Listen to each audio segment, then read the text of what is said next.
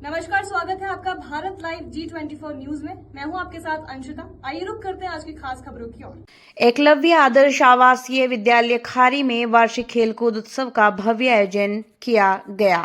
विद्यालय परिसर में दिन भर खेल अनुशासन और उत्साह का माहौल बना रहा। कार्यक्रम में जोबट विधानसभा क्षेत्र की विधायक सेना महेश पटेल मुख्य अतिथि के रूप में शामिल हुई। खासतौर पर आयोजित खो खो प्रतियोगिता के दौरान विधायक सेना महेश पटेल स्वयं खेल मैदान में पहुंची।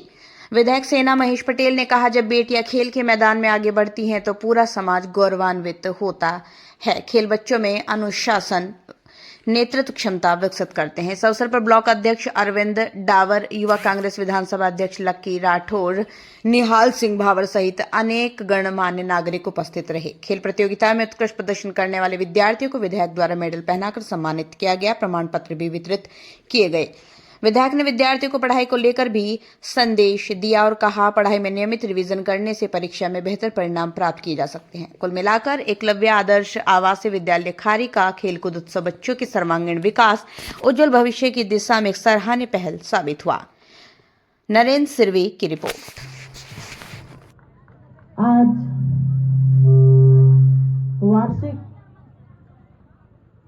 खेल कूद उत्सव के 2 दिवसीय प्रोग्राम में वैसे स्टार्ट तो कल से हुआ था, लेकिन इस समापन समारोह में उपस्थित सम्मानित हमारा मंच, उपस्थित सम्मानित यहाँ के प्रिंसिपल सर, मैम, उपस्थित सभी विद्यालय के स्टाफ और उपस्थित हमारे सभी प्यारे प्यारी बेटियां, आप सबको खेल महोत्सव की बहुत बहुत बधाई और शुभकामनाएं। और एक तरफ हमारे बेटे भी बैठे हुए हैं, हमारे बेटों को भी बहुत बहुत बधाई शुभकामनाएं, क्योंकि बेटे और बेटियां दोनों बराबर है, दोनों को ऊपर नीचे बिल्कुल नहीं कर सकते, ठीक है। यहाँ के विद्यालय के सभी स्टाफ और सभी पीजीटी टीचर्स और सभी A to Z को बधाई और शुभकामनाएं। साथ ही आज 2026 का आगाज हो चुका है और 1 जनवरी 2026 की भी नए वर्ष की बहुत बहुत बधाई और शुभकामनाएं सभी को। आप इसी तरह से सफलता की मंजिलें चढ़ते रहो और इसी तरह हम सबका आशीर्वाद लेते रहो, ऐसी मैं शुभकामनाएं देती हूँ। और इसके पश्चात जिस प्रकार से मुझे आने में थोड़ा सा विलंब हुआ है, लेकिन अगली बार समय का ध्यान रखा जाएगा। आज कुछ मंदिर दर्शन करने निकल गए थे, तो मैं चाहूंगी कि पढ़ाई के साथ साथ खेल गतिविधि की एक्टिविटीज होना भी बहुत जरूरी है। ये आप और हम सब जानते हैं। और आपके इस विद्यालय में 2 दिन से जो प्रोग्राम हो रहे हैं, चाहे वो कबड्डी हो, चाहे वो खो खो हो, चाहे वो चेयर रेस हो, और जितने भी आपके जो गतिविधियां हुई है, और मुझे आज से नहीं, इसके पहले वाले प्रोग्राम में आई तब से मुझे मालूम है कि आपके इस विद्यालय की सभी हमारे स्टूडेंट हैं, चाहे बॉयज हो या गर्ल्स हो, दोनों ने जिले लेवल में भी अपना नाम रोशन किया है, स्टेट लेवल पे भी नाम रोशन किया है और नेशनल तक गए हैं। ये इसके लिए बधाई के पात्र हो आप। मेरी शुभकामनाएं हैं कि आप हमेशा स्टेट और नेशनल तक खेलो, तो मुझे और हमारे पूरे जिले को बहुत गर्व महसूस होता है।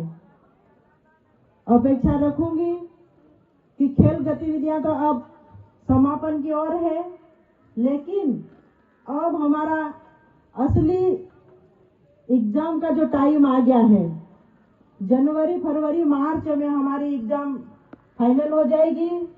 और मुझे विश्वास भी है यहाँ के विद्यालय के सभी टीचर लोगों ने, सभी मेरे भाई बहनों ने, मुझे लगता है कि सिलेबस पूरे कंप्लीट करवा दिए होंगे।